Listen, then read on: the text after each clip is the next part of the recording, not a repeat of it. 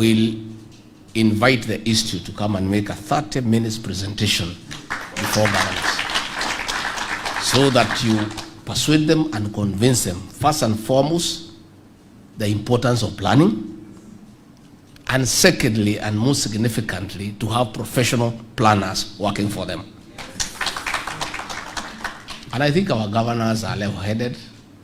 I think they'll see reason. And at least the governor of Kwale here has said they don't have a choice. So I'm sure before you leave here, she'll tell you the slots you need for planners in this county, so that you come and help her to govern. You know, ourselves, we are not professionals in the line of planning. We are managers. But we need professional help to plan. So the importance of your institute in this country cannot be overemphasized. So we have agreed and we are persuaded, and we don't need any further convincing that we need to embrace you to be our partners in national development of this great institute. The Honorary Secretary, the Honorary Registrar, the representative of the Food and Agriculture Organization, the UN Habitat, distinguished planners, and members of this distinguished profession, good morning. I just want to say a few things and then let you proceed with what brought you here to this beautiful county of Kwale. I'm delighted to join you this morning for the 17th annual convention of the Kenya Institute of Planners. I bring you greetings and warm regards from President William Samoei Ruto, the President of the Republic of Kenya. Kenya is rapidly developing. This convention, therefore, is an opportunity to canvass and align priorities for the planners into the Kenya Kwanza plan as we work in making Kenya a planning society. That is why the theme, integrating the blue, green, and brown agendas, mainstreaming planning in all sectors for attainment of national socio-economic transformation, is very timely. I note that the theme is centered on urbanization and housing, land, natural resources and climate change, economy, trade, and investment. Esteemed planners, the Ruto administration recognizes a crucial role of spatial planning in socio-economic development. Further, we are committed to providing policy direction in land administration and management, urban development and management, as well as affordable housing. Thus, our target of 250,000 housing units annually in 5 years. To sustainability, planners have to ensure the housing units are accompanied by proportional transport and infrastructure, as well as accessible social amenities. Through the Ministry of Lands and Physical Planning, we are working towards ensuring that land laws and regulations are regularly updated alongside mainstreaming spatial planning into development plans. This will fortify urban development and management. Esteemed planners, we recognize the importance of county governments in grassroots development. In this regard, we have supported counties in establishment and strengthening of urban institutions. As a result, the number of municipalities created in the last 5 years has increased to 59. There have also been substantial infrastructural investments in the municipalities as a result of conditional grants from the national government provided for improving quality of life in urban areas.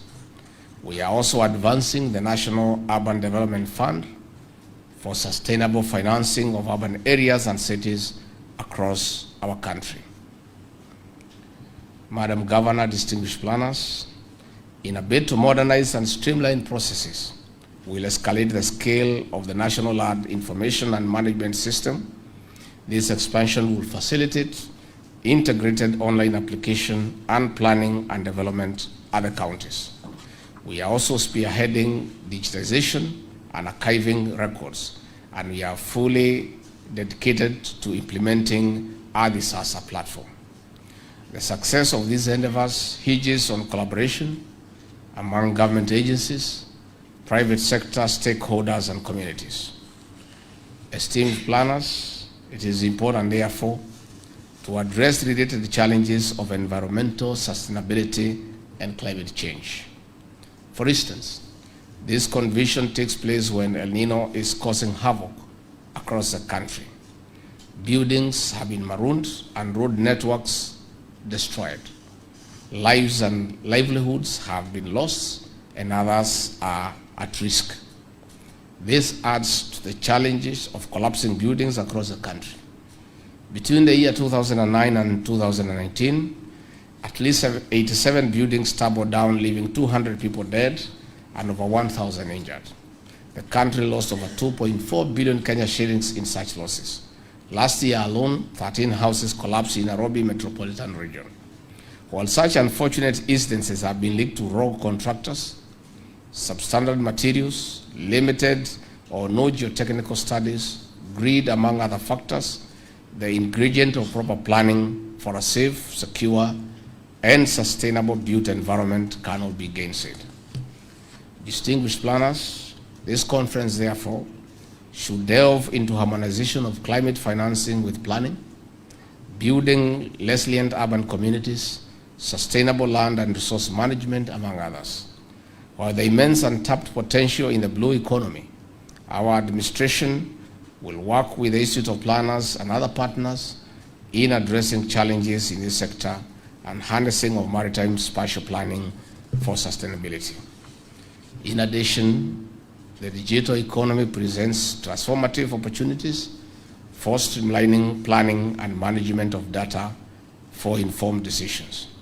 On this note, I wish you a productive discussion and declare the 17th Annual Planners Convention officially open. Asanteni sana.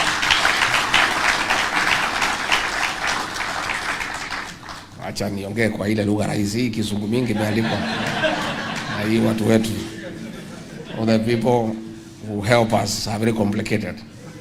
They write difficult things for those who are listening and those who are reading. I just wanted to say that our administration, led by Dr. William Ruto and those of us who help him in the management of the affairs of this country, adhere to the maxim that failing to plan is planning to fail. That we are there, we are on board. And our administration is anchored on planning. And we used to say during the campaign trail, kujipanga. Kujipanga is planning. Our whole governance structure as an administration is on planning at any level, at the family level, at the hustlers level, at your level, at every level. Planning is key, is critical. Planning is a key and critical component of our development as a country. All the things that have gone wrong in this country is lack of good planning. The situation we face today of a huge public debt is lack of good planning. Billions of Kenya shillings spent on legacy projects that are not well planned for the benefit of the country. The situation we are having in El Nino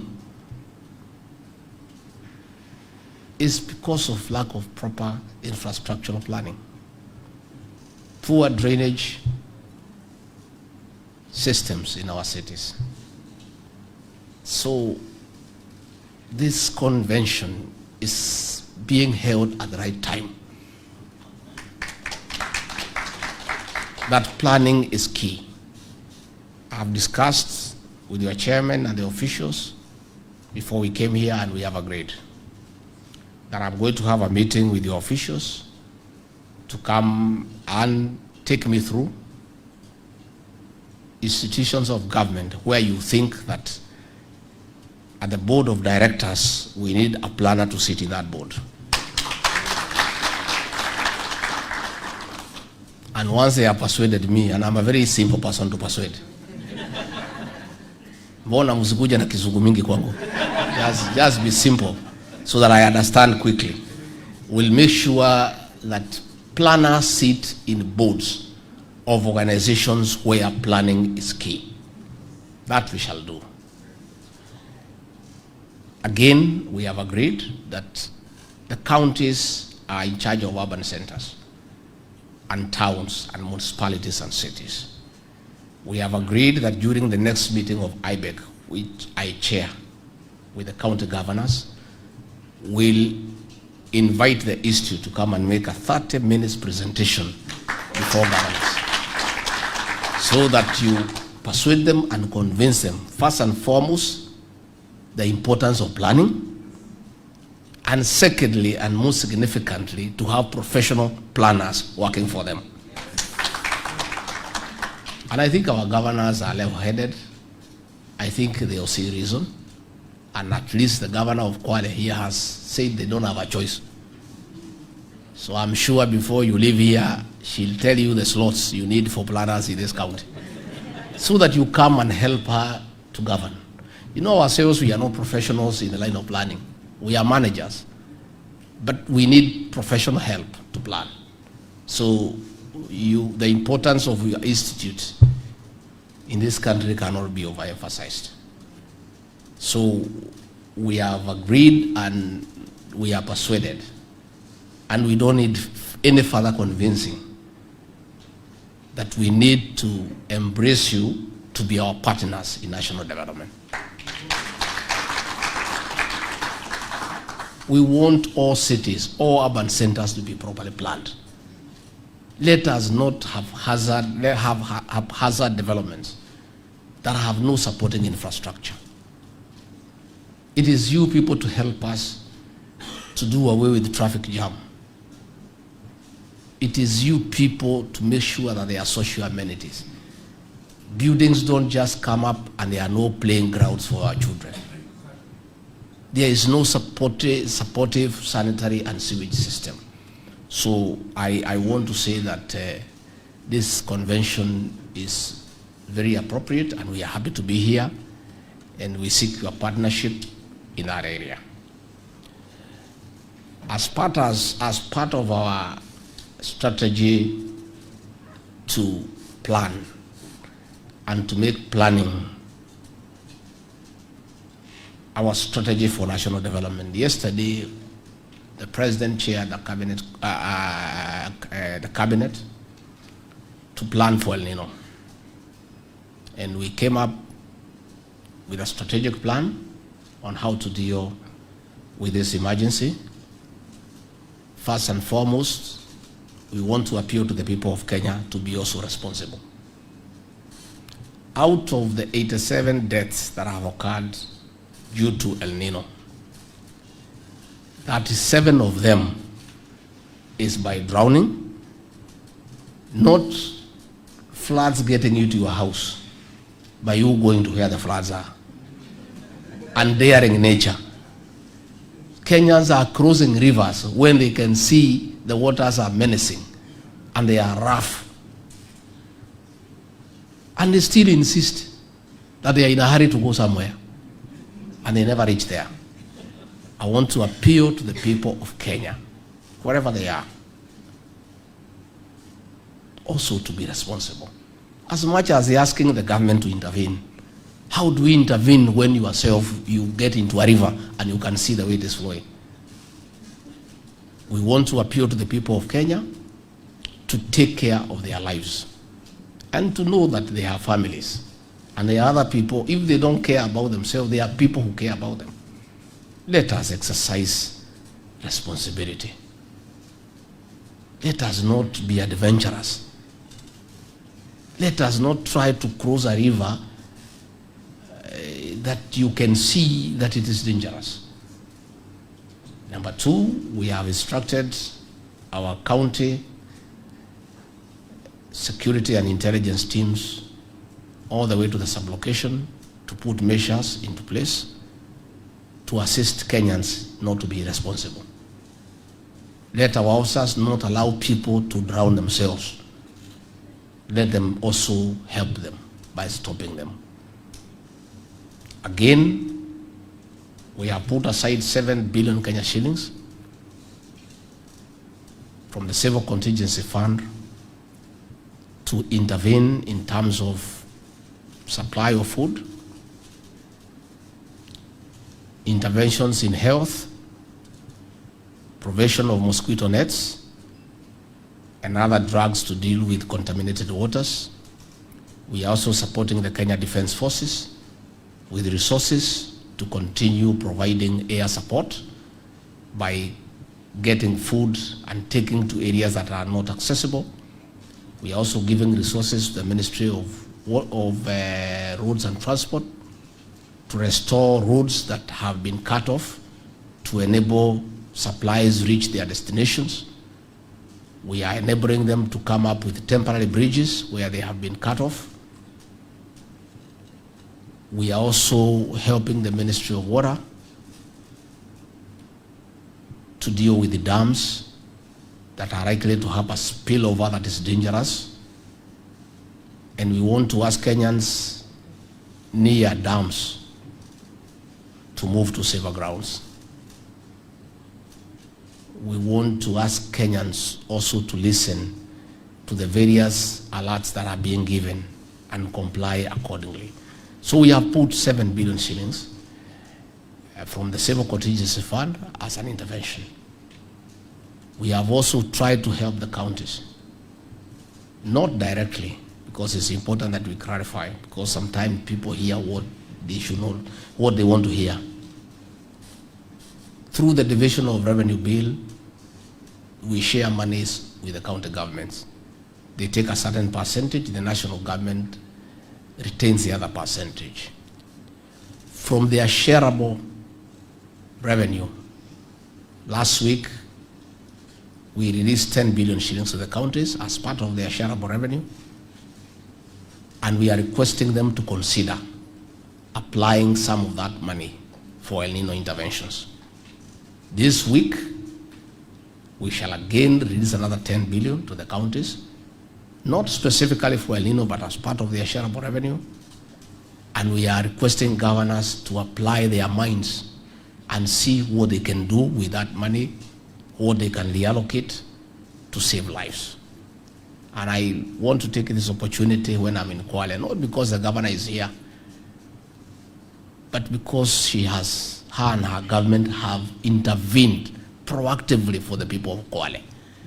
She has used funds to save lives, and I'm requesting other governors to follow suit, because it's responsible governance to consider what your people are going through, the resources at your disposal, and make a conscious decision to apply some of that money to save lives and livelihoods, and other things can wait when things get better. And that is an appeal we continue making. Again, I want to ask the county governments to continue unblocking drainage systems. And I again want to thank the governor of Kwale, the governor of Nairobi, the governor of Uasin Gishu, the governor of Nakuru. They did a fantastic job. And that is why you see Nairobi, despite the ravaging floods, we are not having a situation that is unbearable.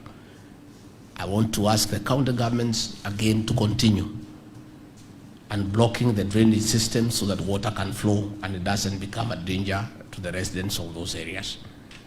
So we have sat down yesterday to plan, and we ask the cooperation of everybody so that we can save lives and livelihoods, and we can be able to go through this difficult phase of El Nino without loss of life and without too much damage to property. That is something that we'll continue to do continuously. So in conclusion, please help your country to plan. And the affordable housing is one of the most thoughtful strategies of our administration. One, to dignify people. Shelter is a constitutional requirement. We want Kenyans to have shelter. And not just shelter, but dignified shelter with proper sanitation so that people can be dignified. Number two, that strategy, and we need your support, is also to create employment for our young people. I am aware that people have gone to court to try to suspend the housing levy and to sabotage the housing program. Much as we respect the independence of the judiciary, I want to request our judges to exercise judicial discretion and not sabotage that program. We have thousands of young people today who are now engaged in a housing program. That program will dignify the people of Kenya. It is the desire of every Kenyan who live in an urban center to own a home one day. And all of you here, that is your desire. Anybody who left the village for the urban to be an urbanite would want to own a home. Nobody wants to continue paying rent. That program enables Kenyans to own a home in an affordable manner. I appeal to our judicial officers not to allow themselves to sabotage that program. It's a good program. Already we have many young men and women who are working on these construction sites. The Governor Kwale here has said what they are looking forward to, and it's a good program. We want to ask the planners to support that program. I think PS Hinga will be coming here. We'll ask him to come and share the whole plan with you so that you are part of that process. So that even as we are putting up the houses, we have the requisite supporting infrastructure in terms of social amenities, schools, churches, playing fields, roads, water, sanitation, and it is you people to help us in that aspect so that we plan properly. So I am very happy on behalf of President William Ruto to be here to engage with you people, and we'll continue engaging. We are available at any one time. Please call on us. You are partners in planning so that we all work together and we make Kenya a better country, and we make this country a country of good planning so that we can realize the fruits of planning. And as we have agreed, we'll get you involved in all aspects of planning so that we are able to make progress together. Kwa hivyo nimeshukuru sana sana sana, na kwa hayo mengi, please enjoy your stay here in Kwale. I'm sure the governor is very happy you leave some money behind here. Please don't go back with the money to Nairobi. Ile yote mmekuja nayo mtumie hapa, na mkirudi Christmas iko karibu mrudi. You can book the hotels here, mkuja hapa. There are white beaches and it's a beautiful place to be in. Mtebe hapa na mujienjoy, lakini mfanye ile kazi ile nyinyi hapa, even as you enjoy. Muko na kibarua ya kupanga mambo ya mipango so that we have a good country. Asanteni sana. May God bless you and bless you abundantly. Thank you.